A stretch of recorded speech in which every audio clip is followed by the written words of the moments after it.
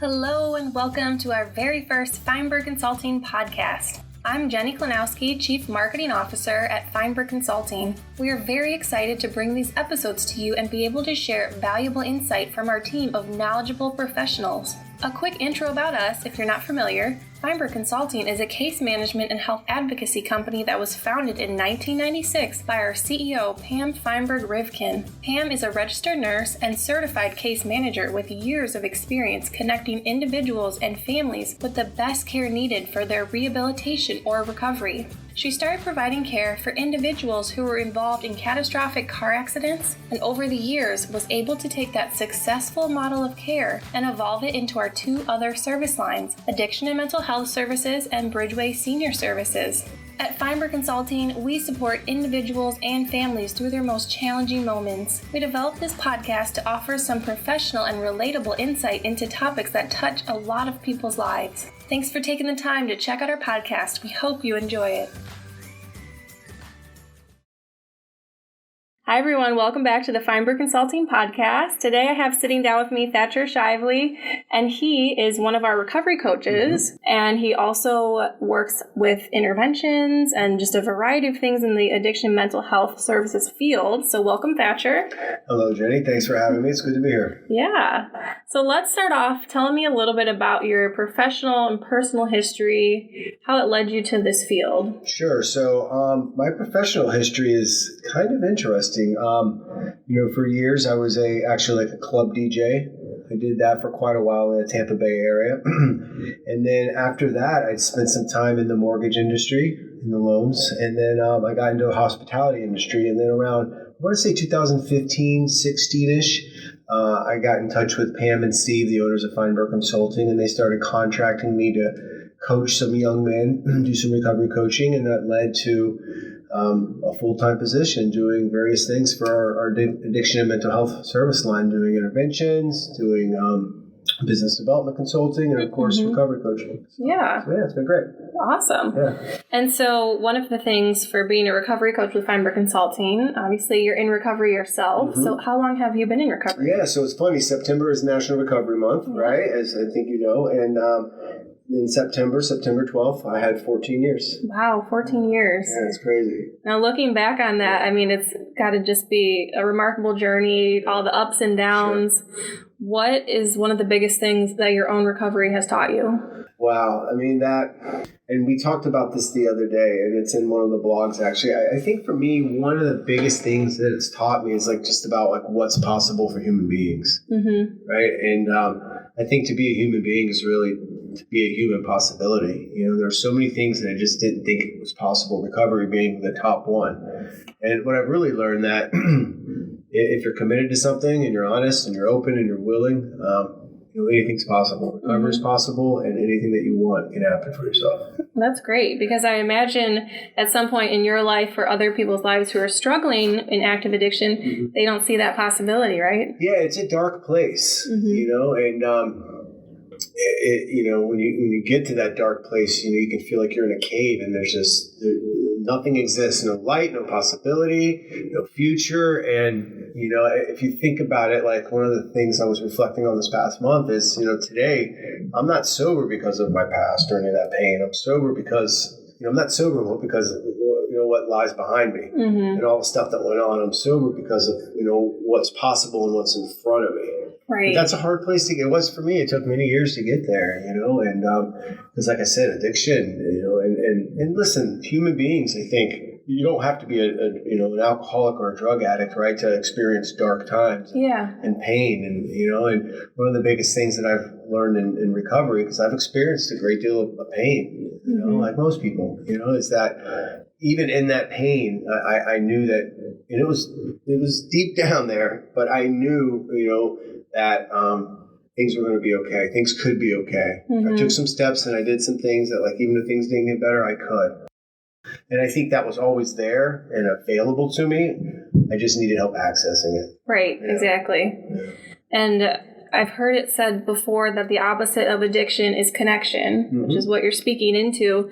So can you talk about that a little bit more? And what do you think is really meant by connection? Is it one-on-one? Is it a community? Yeah, I've heard that catchphrase too, and I agree mostly with it. I think there's other things. I think that's a bit reductionist, but I do agree that at least for me and the people that I've worked with and the people that I know that are in recovery, like one of the most important things that you can do that's healing and that's powerful and that acts as a real kind of saving grace is connecting to a community. And part of that is one-on-one, but really feeling like you're a part of something, because there's so much retreat and so much isolation that comes across with addiction. I always like to say for myself, growing up, and ever since I can remember, it's never like I thought I felt I was different, right? I literally felt separate. I felt like, there was this world and I existed kind of separate from this world and apart from it instead of a part of it.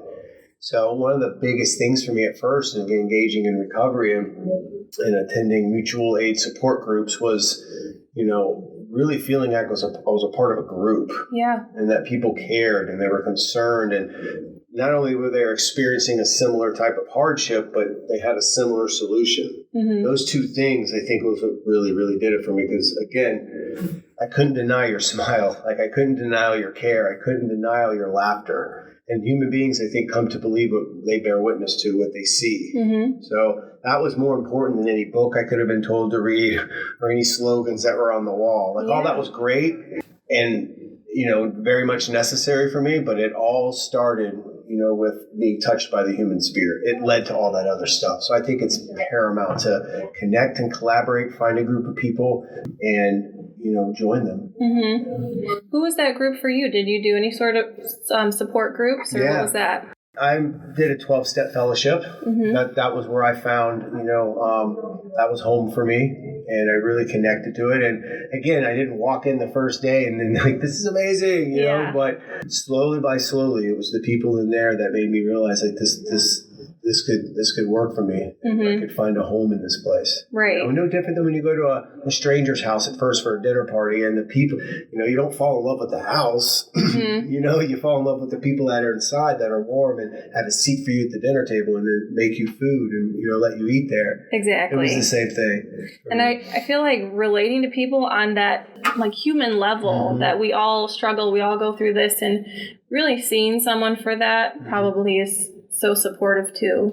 Yeah, there's, come as you are. Like you're accepted, you're loved. And when I say love, it's not this romantic Valentine's Day love. It's someone being there for you no matter what you did, no matter what you're thinking about doing. Yeah. They're there for you and they're committed to you. I heard a great definition of love once out of a book that this guy said it was a thoughtful, committed decision to nurture another person's growth. I like that. Yeah, and I'm paraphrasing, but that's really what goes on. Right. And, if I really rethink and reflect about my own journey, my pain and my consequences and all that stuff is what got me in the door and is what got me sober. But it was love and other human beings that, kept me sober and why I'm still sober. Right. So it was so important for me. It really was. Yeah. And now you get to take that and gift it to others, so to speak, in your work as a recovery coach. So can you talk about that a little bit more? Yeah.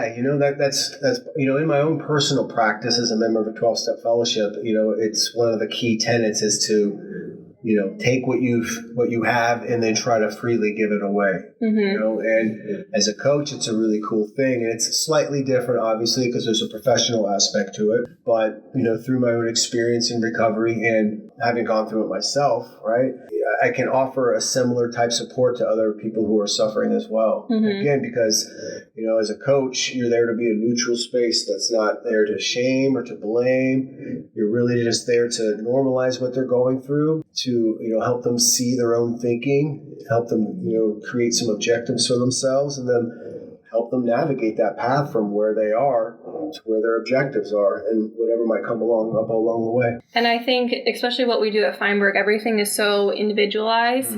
So being in a position where it's not like you're forcing your idea of recovery on them.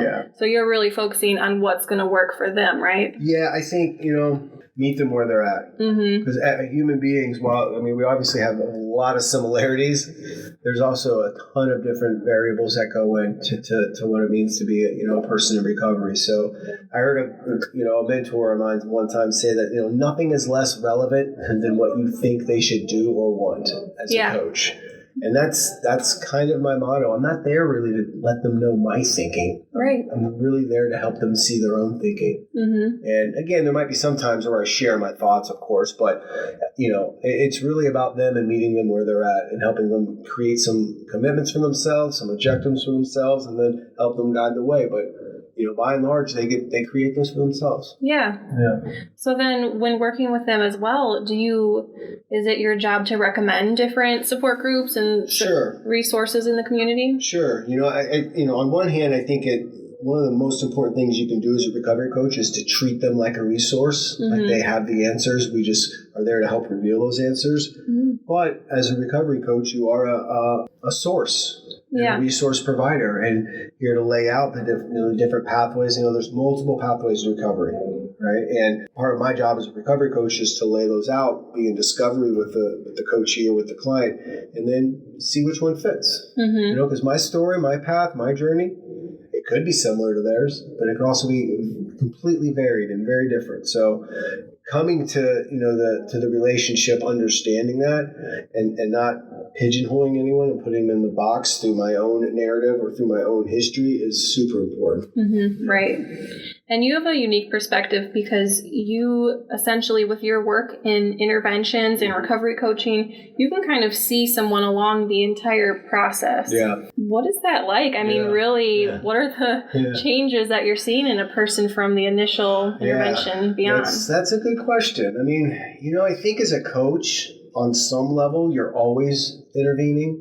There's constantly interventions going on. And I'm speaking generally, of course, and broadly. But, I will say on day one, they don't like you so much when you're doing the intervention, when you're knocking on the door, you're not number one on their fan list. But it is really cool as a coach to experience the shift that goes on and the difference that can be made in someone. It just further kind of implants the idea for me that, transformation is possible, change is possible, and recovery is possible. Because at first, when you walk in to do the intervention, right, they're always at choice, right? They can choose to not go. But when they do choose to go, they're choosing from a place of avoiding consequences, right? But as that shifts, right, and their recovery becomes something that's bigger than just the avoidance of pain or consequences. It becomes something that they want and that they're, it's a more powerful choice for them. So it's different, it's really interesting to see the different places that they operate and choose from. At first, they're doing it almost out of kind of duty and obligation. And then later on, they're doing it out of desire and want. It's an interesting shift. Is that how it was for you in your own recovery and entering treatment? I would have to say so. I didn't have a formal intervention per se, but my back was against the wall. Right. We'll just say that. I didn't have a lot of options. I was knocking on I won't say the last house on the block. I was knocking on the last condo on the block. So I didn't really have anywhere else to go or nothing else to do. So, but even then, in that moment, I could have chosen to not do that, to not engage and not move forward, and I did. And there was a shift along the way where I kind of mentioned it earlier that my sobriety became something much more bigger than just avoiding pain. I'm not sober today because of the consequences. Exactly. I can remember those, and they can be a touchstone for me and a remembrance, but I'm sober today because I love my life. Right.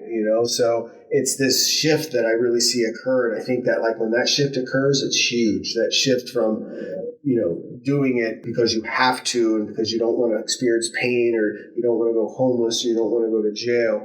That shift from doing it from that place to choosing recovery because it's what's right and it's what's good and it's what's best for you because you care about yourself, and that's why you're staying involved. It's maybe not why you got involved initially, but why you stay involved, and it's a really cool shift. At least it was for me. So do you also coach people that are struggling with mental health concerns or co-occurring disorders? Yeah, most of our clients have a dual diagnosis of sorts. Mm-hmm. Yeah, so, at Feinberg Consulting, I think we do a really good job of coaching individuals that not only have an SUD, but also have a co-occurring mental disorder. And I think that's what differentiates us from a lot of other, coaching companies, is that we can really serve that demographic well. So I come across that personally quite a bit, yeah. Can a recovery coach come in at any part of the process, or is it only when, what if someone doesn't want to go to treatment? Can you still support them? Yeah, I mean, as long as they have a commitment in place, I think that no matter where they're at, I think that coaching can happen. Mm-hmm. I always expect on some level some type of resistance. Yeah. If there was no resistance, why would they need any type? Mm-hmm. Not that I would say they wouldn't need any support, but expect resistance. It's okay. I think there's a complete and total difference between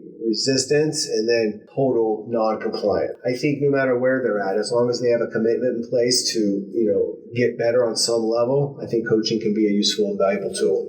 For anybody that might be listening right now mm-hmm. and is either in active addiction or maybe they're a family member of someone that's struggling, what's a piece of advice, and maybe advice is the wrong word, but some words of wisdom for them? I mean, I don't know how wise this is. I mean, I guess open up and get honest. I think the three things that, for my own personal journey, right, and what I've seen in others is, the three things that really support healing and recovery and growth is being honest, being open, and then being willing.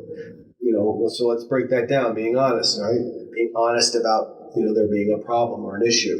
Right? That's hard to do sometimes. There's a lot of shame. There's a lot of guilt. Right? It's a hard thing to admit. But just being honest and transparent about that. And being open that there's help available and that it's possible. Right? And then willing. Commit to something. Commit to some type of solution and see it through and take committed action. I think those three things, being honest, being open, and being willing, I think that's the underlying kind of power in any type of growth or recovery journey. I really do. Yeah. I want to thank you, Thatcher, for sitting down with me and sharing some wisdom. I appreciate it. Thank you guys so much.